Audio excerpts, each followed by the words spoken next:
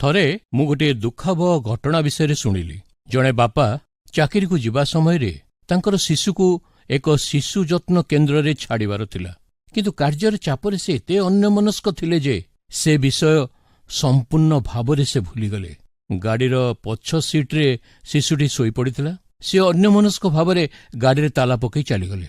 ସେ ଅଫିସରୁ ଫେରିବା ପରେ ଦେଖିଲେ ଯେ ଅତ୍ୟଧିକ ଉତ୍ତାପ ହେତୁ ଭିତରେ ଶିଶୁଟି ମରିଯାଇଛି।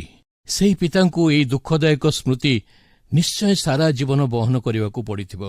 ପ୍ରିୟ ବନ୍ଧୁଗଣ, ଏହି ପିତା ହୁଏତ ଅଜାଣତରେ ନିଜର ଶିଶୁ ସନ୍ତାନକୁ ଭୁଲି ଯାଇଥିଲେ, କିନ୍ତୁ ଆଜି ଅନେକ ପିତା ଜାଣି ଶୁଣି ନିଜ ନିଜ ସନ୍ତାନମାନଙ୍କୁ ଭୁଲି ଯାଆନ୍ତି, ଆଉ ସ୍ୱେଚ୍ଛାଚାରିତାରେ ମାତି ଯାଆନ୍ତି।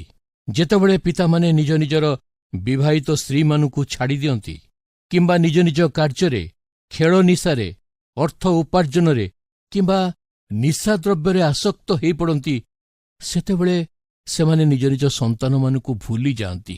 ଏହାଦ୍ୱାରା ସନ୍ତାନମାନେ ଅବହେଳିତ ହୁଅନ୍ତି ଏବଂ କେବଳ ପିତା ଯେଉଁ ପ୍ରେମ ଓ ଚାଳନା ଦେଇପାରେ ସେଥିରୁ ସେମାନେ ବଞ୍ଚିତ ହୁଅନ୍ତି।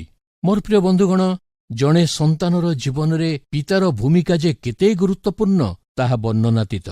ଜଣେ ପିତା ନିଜର ସନ୍ତାନକୁ ସୁପରାମର୍ଶ, ସୁରକ୍ଷା, ସଙ୍ଗ, ସହାୟତା, ପ୍ରେମ, ଶୃଙ୍ଖଳା ଓ ଆଦର୍ଶ ଦ୍ୱାରା ପ୍ରତିପାଳନ କରିବା ଉଚିତ।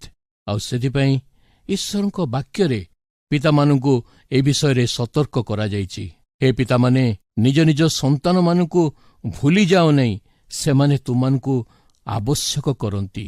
ଈଶ୍ୱରଙ୍କର ବାକ୍ୟ କହେ, ହେ ପିତାମାନେ, ଆପଣା ଆପଣା ପିଲାମାନଙ୍କୁ ବିରକ୍ତ କର ନାହିଁ, ମାତ୍ର ସେମାନଙ୍କୁ ପ୍ରଭୁଙ୍କ ଶିକ୍ଷା ଓ ଚେତନା ଦ୍ୱାରା ପ୍ରତିପାଳନ କର।